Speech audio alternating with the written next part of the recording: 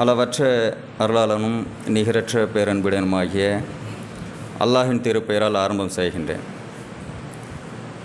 கண்ணியம் நிறைந்த அல்லாஹின் நல்லடியார்களே,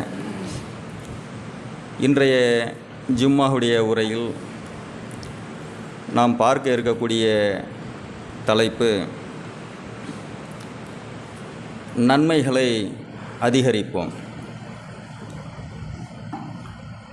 இந்த நன்மைகளை பொறுத்தவரை அல்லாஹுடைய தூதர் அவர்கள் ஒரு செய்தியை நம் மத்தியில் தெளிவாக சொல்லி காட்டுகிறார்கள். இந்த நன்மைகளை நீங்கள் பெற வேண்டும் என்றால் நீங்கள் 40 வகையான நல்லறங்கள் உங்களுக்கு சொல்லி காட்டப்படுகிறது. அதில் எதன் ஒன்றை அதனுடைய நன்மையை நாடி நிரந்தரமாக நீங்கள் செய்கிறீர்களோ அந்த நல்லறத்தை செய்தவர் கண்டிப்பாக நன்மைகளை அதிகம் பெற்று சொர்க்கத்திற்குள் பிரவேசம் செய்வார். அப்படி அந்த 40 நல்லறங்களை குறித்து ஏராளமான வசனங்கள் திருமறை குர்ஆனிலும் அல்லாஹுடைய தூதர் அவர்களுடைய சொல்லிலும் நமக்கு தெரிந்திருந்தால் கூட அவற்றிலிருந்து சில செய்திகளை நாம் பார்க்க இருக்கிறோம். இறைவன் இந்த நல்லறங்களை பொறுத்தவரை திருமறை குர்ஆனில் சொல்லி காட்டுகிறான். அல்லதி ஹலகல் மௌத்த வல் ஹயாத்த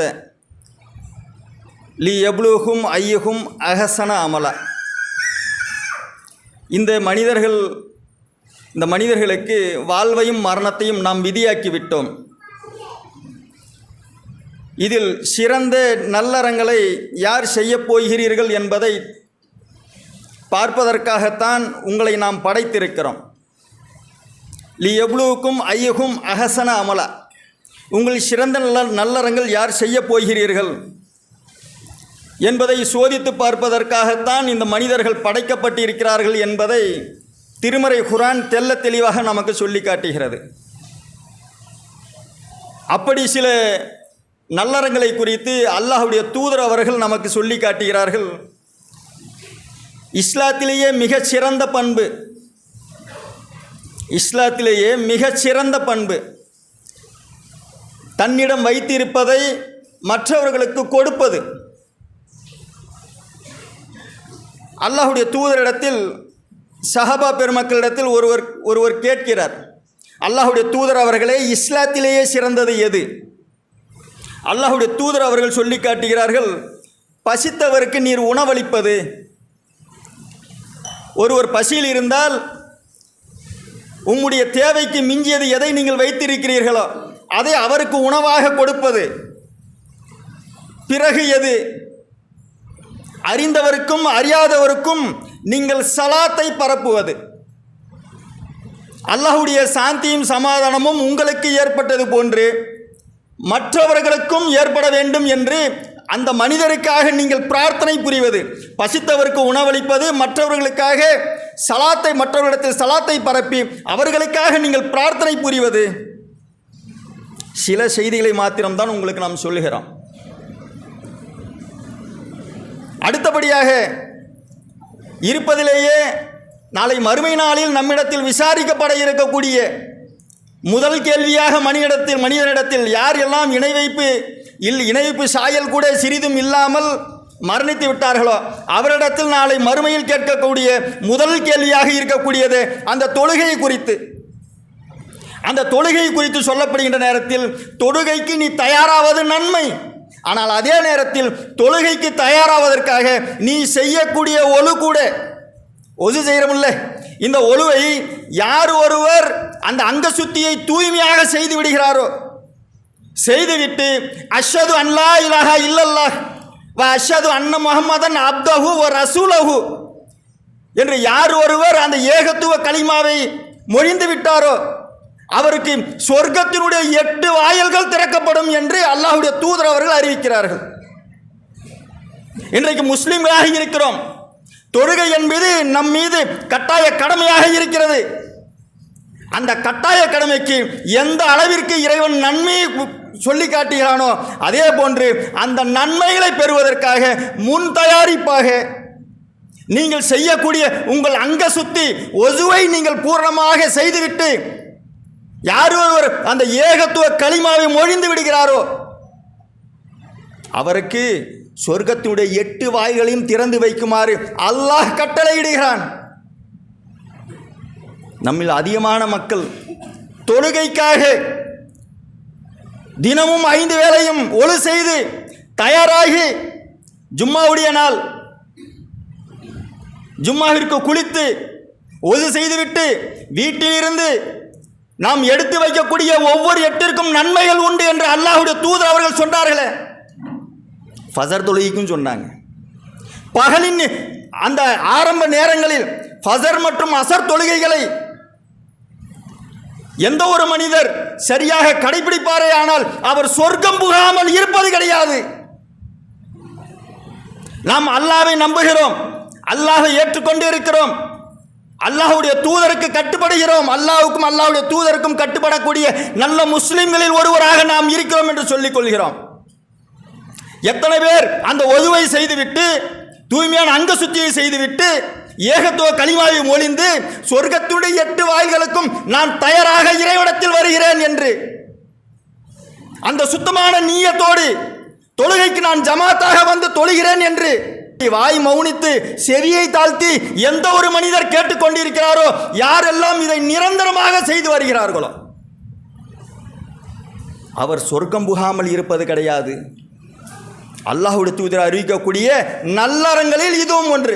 ஒது செய்கிறதுங்க. நம்முடைய உடலை நாம் தூய்மைப்படுத்திக் கொண்டு எனது இறைவனை நான் சந்திக்க போகிறேன், எனது இறைவனிடத்தில் நன்மைகளை வாங்க போகிறேன், என்னுடைய இறைவனிடத்தில் அவனிடத்தில் அடிபணிந்து எனக்கான பாவ மன்னிப்பு நான் கேட்கப் போகிறேன் என்கின்ற எண்ணத்தோடு எந்த ஒரு மனிதர் வருகிறாரோ அந்த மனிதருக்கு நன்மை நாடுவதற்கு நான் தயாராக இருக்கிறேன். இறைவன் வாக்குறுதி கொடுக்கிறான். இன்றைக்கு லட்சக்கணக்கில் செலவழித்து கோடிக்கணக்கில் செலவழித்து பள்ளிவாசல்களை எழுப்பி இருக்கிறோம். அல்லாஹ்வை மட்டும் தொழுவதற்காக பள்ளிவாசல்களை எழுப்பி அந்த பள்ளிவாசல்களில் தொழுவதற்கு ஆட்கள் எவ்வளவு பேர் இருக்கிறாங்க நினைச்சு பாருங்க. சுபுடைய தொழுகை இல்லை, ஜமாத்தோடு சேர்ந்து தொழுவதில்லை. எவ்வளவு ஒரு அலட்சியமாக இருக்கிறோம். ஒரு மனிதர் நன்மை நாடி தொடர்ந்து செய்யக்கூடிய நல்லறத்திற்கு ஒரே ஒரு நல்லறத்தை கொண்டு நீங்க செய்யுங்க. தொடர்ந்து ஒது செய்து கொண்டு இருக்கிறார், தொடர்ந்து ஜமாத்தோடு சுபதுய ஒருத்தர் தொழுகிறார். இதன் காரணமாக அந்த மனிதரை சொர்க்கத்தில் புகுத்தாமல் நாம் விடுவது கிடையாது. அவர் சொர்க்கத்திற்கு தகுதி பெற்ற மனிதராக ஆகிவிடுகிறார். அல்லாஹ்வுடைய தூதர் சொல்லி காட்டுறாங்கல்ல, அந்த தொழுகையில உட்கார்ந்து எந்த ஒரு மனிதர் சுபஹானல்லாஹ் சுபஹானல்லாஹி வ பிஹம்திஹி, எனது இறைவன் தூய்மையானவன், தூய்மையான எனது இறைவனை நான் புகழ்ந்து உரைக்கிறேன், சுபஹானல்லாஹி வ பிஹம்திஹி என்று தொழுகைக்கு பிறகு அவர் அமர்ந்த இடத்திலேயே உட்கார்ந்து இறைவனிடத்தில் zikr செய்து இறைவனிடத்தில் பாவ மன்னிப்பு கேட்டுக் கொண்டிருக்கிறாரோ அவர்களை சந்திக்க வருகின்ற மலக்குமார்கள், இறைவா உனது அடியார்களை சந்திப்பதற்காக நான் தயாராக சென்றேன், அவர்கள் உன்னிடத்தில் தொழுதுவிட்டு உன்னிடத்தில் பாவ மன்னிப்பு கேட்டுவிட்டு உன்னை இப்படியெல்லாம் இந்த வார்த்தைகளை எல்லாம் சொல்லி புகழ்ந்துரைத்துக் கொண்டிருந்தார்கள், அவர்களை அதே நிலையில் விட்டு நான் வந்து விட்டேன்.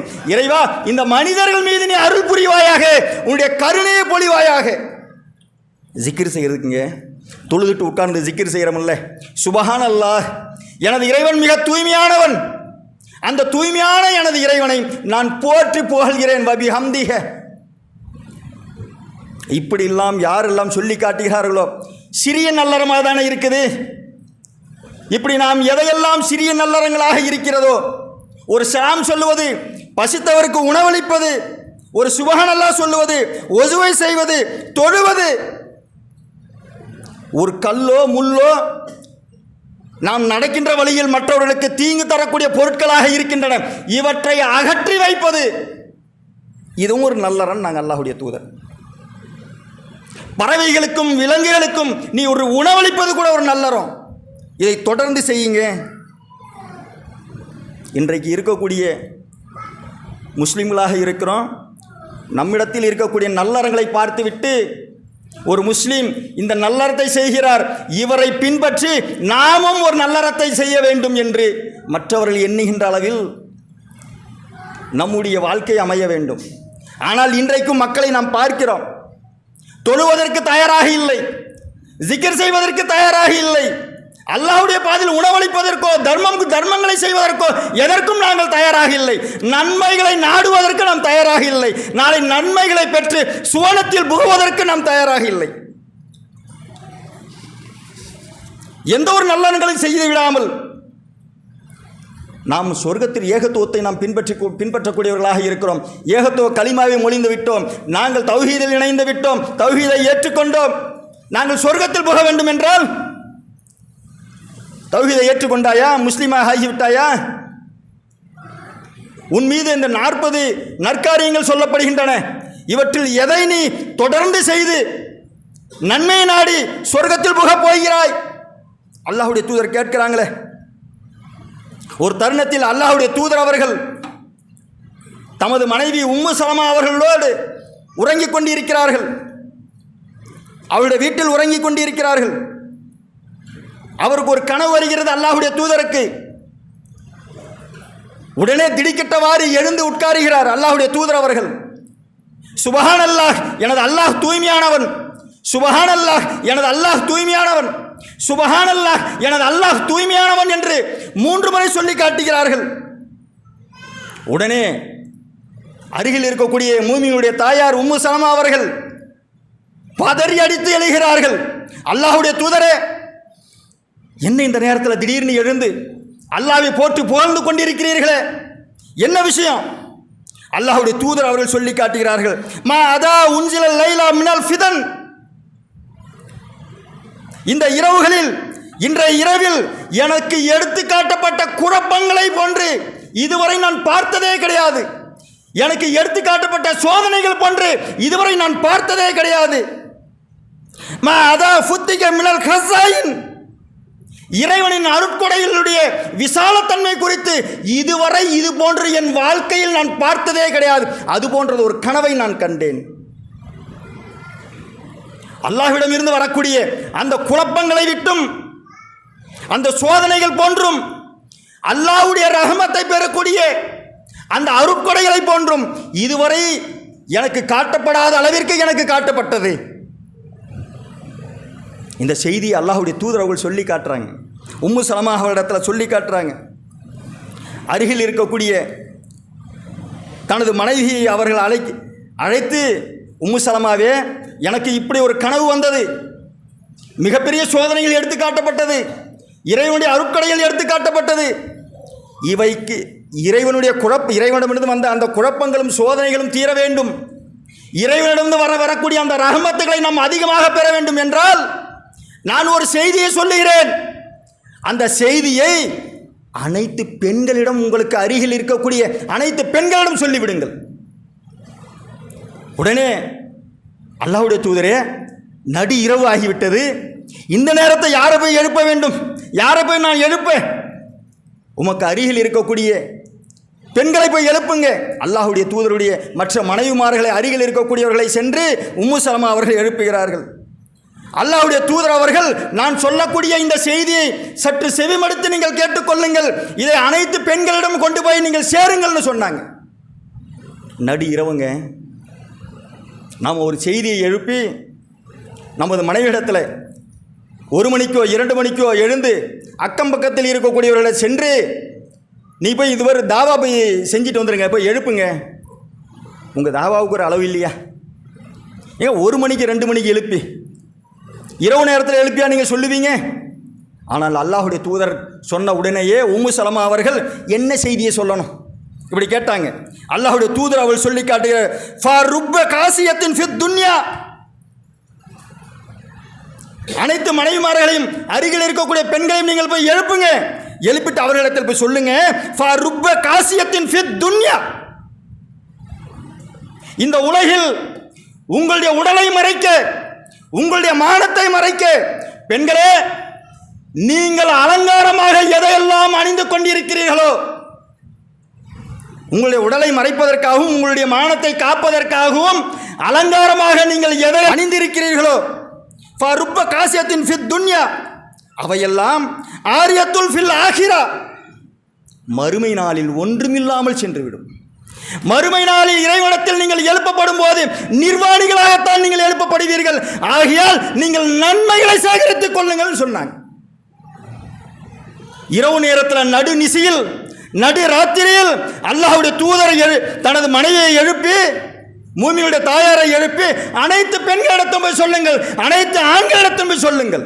பெண்களுக்கும் ஆண்களுக்கும் அனைவருக்குமே பொதுவான செய்தி, உங்களுடைய உடலை மறைக்கிறீர்கள், உங்களுடைய மானத்தை காப்பாற்றிக் கொள்வதற்காக நீங்கள் அலங்காரமாக எதையெல்லாம் அணிகிறீர்களோ இவையெல்லாம் மறுமையில் உங்களுக்கு நிரந்தரமாக வராது. நீங்கள் மறுமையில் நீங்கள் சேர்க்க வேண்டியது நன்மைகளை மட்டும்தான் சேர்க்க வேண்டும் இறைவனிடத்தில். அதுதான் நிரந்தரமாக இறைவனிடத்தில் இருக்கும். எவ்வளவு அலங்காரம் உங்களை நீங்கள் செய்து கொள்கிறீர்கள் ஆண்களே பெண்களே, எவ்வளவு அலங்காரம் செய்து கொள்கிறீர்கள். நீங்கள் இறைவன் மீது நம்பிக்கை கொண்டிருந்தால் நீங்கள் நன்மை அதிகப்படுத்துவீர்கள். நன்மை அதிகப்படுத்தி மறுமையில் எனது இறைவனை சந்திக்கப் போகிறோம், வெறும் கையோடு எனது இறைவனை நான் சந்திப்பதற்கு வெட்கப்படுகிறேன். இந்த உலகில் அதிகமான தர்மங்களை செய்து அதிகமாக நன்மைகளை செய்து ஒருவருக்கு மற்றவர் எப்படி உதவ வேண்டும் என்கின்ற அந்த தன்மையில் நான் மிகைத்து நின்று நான் முஸ்லிம்களில் ஒருவன் என்கின்ற இந்த செயலில் ஒரு மனிதன் நன்மைகளை பெற்றவாறு செல்ல வேண்டும். ஆகையால் அந்த பெண்களிடத்தில் நீங்கள் சொல்லி காட்டுங்கள், மறுமையில் இந்த அலங்காரங்களோ இந்த உடைகளோ எதுவும் இருக்காது, நீங்கள் நிர்வாணமாகத்தான் அனைவரும் எழுப்பப்படுவீர்கள். அந்த இறைவனிடத்தில் உங்களுக்கு எடுத்து காட்டப்படுவதெல்லாம் உங்களுடைய நன்மைகள் மாத்திரம்தான் அல்லாஹ்வுடைய தூதர் சொல்லி காட்டுகிறார். இறைவன் திருமறை குர்ஆனில் இது குறித்த ஒரு செய்தியை நமக்கு தெள்ள தெளிவாக சொல்லி காட்டுகிறான். வாய்ப்பிருந்தால் அனைவரும் படித்து பாருங்கள். 18வது அத்தியாயம் 46வது வசனம். இறைவன் திருமறை குர்ஆனில் சொல்லி காட்டுகிறான், அல்மால் உங்களது செல்வங்கள், வல் பனூனே உங்களுடைய பிள்ளைகள், ஜீனத்துல் ஹயாத்த துன்யா, அல்மால் வல் பனூனே ஜீனத்துல் ஹயாத்த துன்யா, இந்த உலகில் நீங்கள் பார்க்கக்கூடிய செல்வங்கள், பணம், பொருளாதாரம், உங்களுடைய பிள்ளைகள் அனைத்துமே இந்த உலகத்தில் உங்களுக்கு கவர்ச்சியாக அலங்காரமாக காட்டப்படுவது தவிர வேறில்லை. ஜீனத்துல் துனியா, இந்த துனியாவில் உங்களுக்கு அலங்காரமாக காட்டப்படுகிறது. ஆனால் இறைவனிடத்தில் எது தெரியுமா சிறந்ததாக இருக்கும்? உங்களுடைய செல்வங்களா? நீங்கள் சேர்த்து வைத்திருக்கக்கூடிய இந்த செல்வங்களா? எனது பிள்ளை, எனது குழந்தைகள் எங்களுக்கு நாளை மறுமையில் பரிந்துரைப்பார்கள். அவர்கள் கற்ற கல்வி, இந்த உலக கல்வி, அவர்களுக்காக செலவழிக்கப்படுகின்ற அந்த செல்வம், இவையெல்லாம் எங்களை காப்பாற்றும் என்று நீங்கள் செலவழித்துக் கொண்டிருக்கிறீர்களே. இதை பார்த்து இறைவன் திருமறைகளில் சொல்லி காட்டுகிறான், இவையெல்லாம் இந்த உலகத்தின் அலங்காரங்கள் தவிர வேறொன்றும் கிடையாது. வல் பாக்கியத்து சாலிஹாத், அவற்றில் எது தெரியுமா நிலையாக நிற்கும்? சாலிஹாத்தான நல்ல நிலைத்து நிற்கக்கூடிய நல்லறங்கள் தவிர உங்களுடைய செல்வங்களும் பிள்ளைகளும் நிலைத்து நிற்காது. வல் பாக்கியாத்து சாலிஹாத், சாலிஹான நல்ல அமல்கள், நிரந்தரமாக நீங்கள் செய்யக்கூடிய நன்மைகள், நல்லறங்கள். அதை தொடர்ந்து இறைவன் சொல்லி காட்டுகிறான், வ ஹைருன் அமலா, வ பாக்கியாத்து சாலிஹாத் சொல்லிட்டு சாலிஹாத்த நல்ல அமல்கள் செய்கிறீங்கல்ல, வ ஹைருன், நீங்கள் செய்யக்கூடிய சிறந்த நல்லறங்கள் இருக்கிறதில்ல, அவைகள் தான் உங்களுக்கு நன்மைகளை தரும்.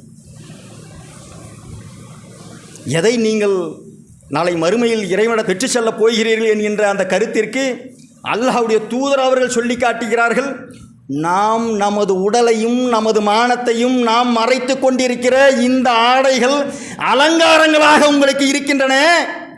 இவை நிரந்தரமாக நாளை மறுமையில் உங்களுக்கு இருக்காது. நீங்கள் நிர்வாணிகளாகத்தான் எழுப்பப்படுவீர்கள். ஆனால் இந்த உலகில் நீங்கள் நிரந்தரமாக பெறக்கூடிய அந்த நன்மைகள் மாத்திரம்தான் உங்களுக்கு எடுத்து காட்டப்படும். அவைதான் உமது இறைவனிடத்தில் திருப்தியை தரும்.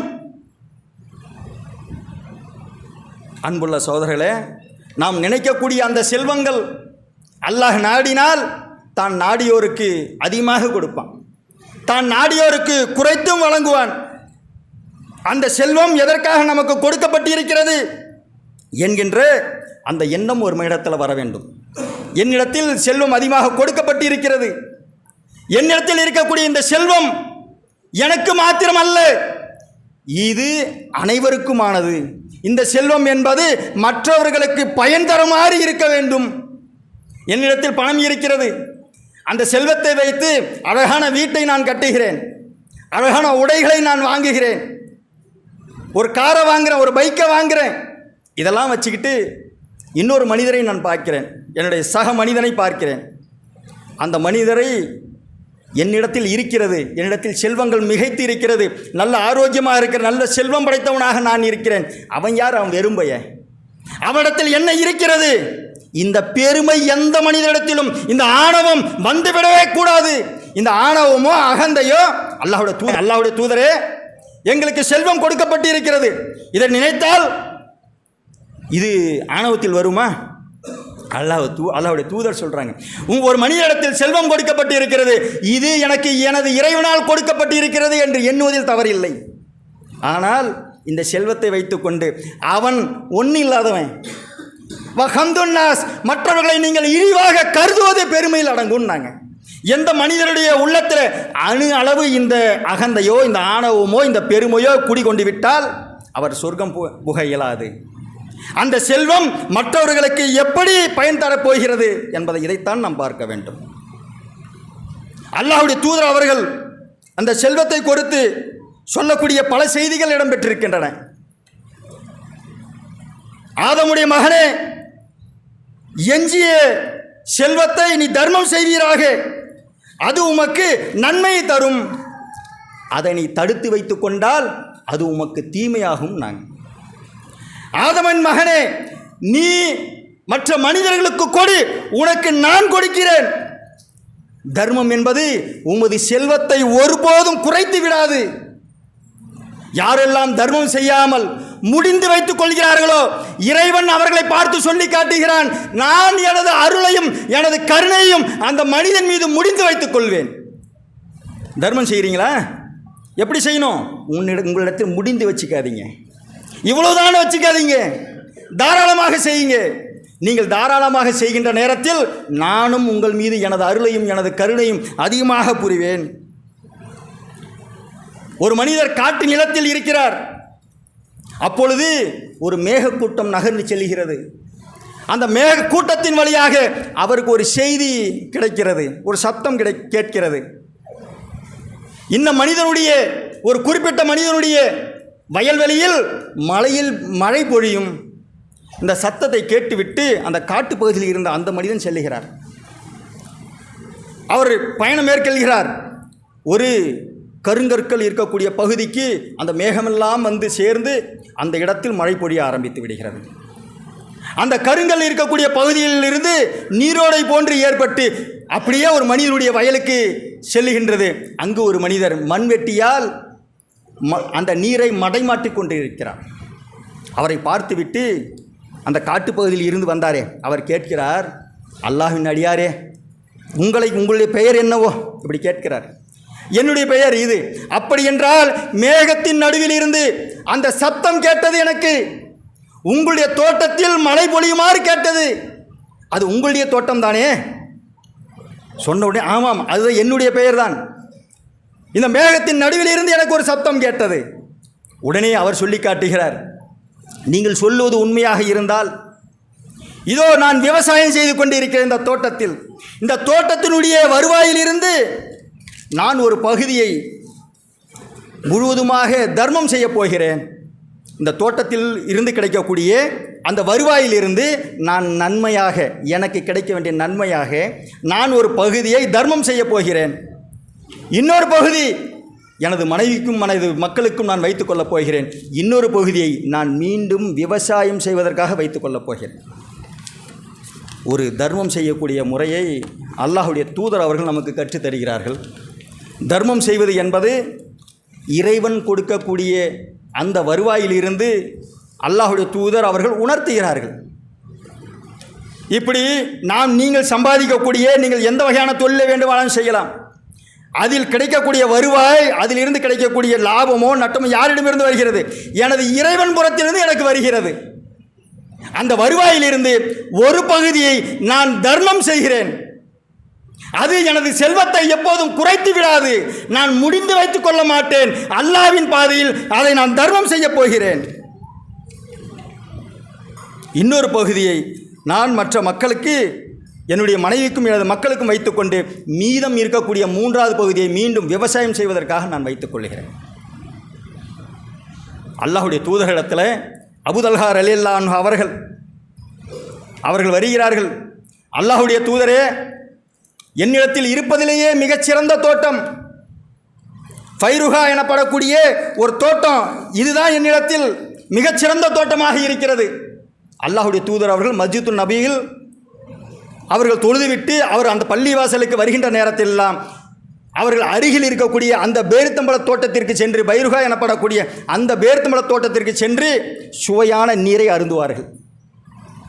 அந்த நீரை அருந்து கொண்டிருக்கக்கூடிய நேரத்தில் அல்லாஹ்வுடைய தூதர் அவர்கள் சொல்லி காட்டுகிறார்கள், உமக்கு பிரியமானவற்றை இறை வழியில் நீங்கள் செலவழிக்காத வரை அதனுடைய நன்மையை நீங்கள் அடையவே மாட்டீர்கள்.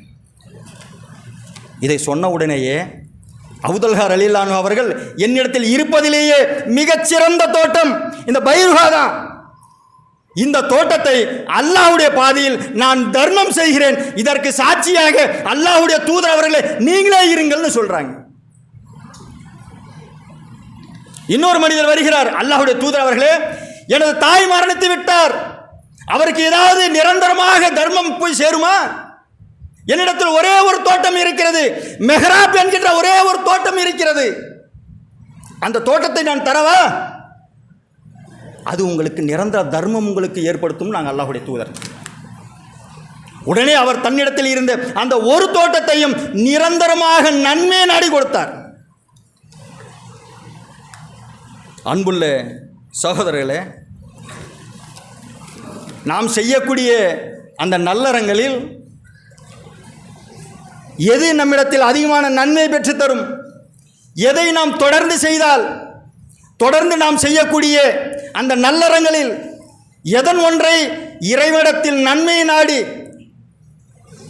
அந்த நல்லறங்களை முற்படுத்துகிறோமோ, அது தொழுகையாக இருந்தாலும் சரி, தொழுகையில் செய்யப்படக்கூடிய ஒஜுவாக இருந்தாலும் சரி, அதன் பிறகு நம்மிடத்தில் நாம் சேமித்து வைத்திருக்கக்கூடிய, நாம் சேமித்து கொண்டிருக்கக்கூடிய நமது செல்வங்களாக இருந்தாலும் சரி, அல்லாஹ்வின் பாதையில் இந்த செல்வம், இந்த வீடு, இந்த நகை, இந்த பணம், இதுதான் எனக்கு மிகவும் சிறந்ததாக இருக்கிறது, எனக்கு பிரியமானதாக இருக்கிறது, இறைவழியில் அதை நீங்கள் செலவிடாத வரை அதனுடைய முழு நன்மையை அடையவே மாட்டீர்கள் நாங்கள் அல்லாஹ்வுடைய தூதர். அதை கேட்ட பிறகுதான் சஹாபா பெருமக்கள் தங்களிடத்தில் வைத்திருந்த எவையெல்லாம் அவர்கள் பிரியமானதாக வைத்திருந்தார்களோ அல்லாஹ்வுடைய தூதரிடத்தில் அல்லாஹ்வுடைய தூதர் அவர்களை இதை நீங்கள் தர்மமாக வைத்துக் கொள்ளுங்கள் என்று சொல்லி கொடுத்தார்கள். ஆகவே நாம் செய்யக்கூடிய அந்த நல்லறங்கள் என்பது தர்மங்களின் வாயிலாகவும் நாம் நிரந்தரமான நன்மை பெறக்கூடிய நன்மக்களாக இருக்க வேண்டும் என்று சொல்லி எனது முதல் உரை அல்ஹம்துலில்லாஹி ரப்பில் ஆலமீன்.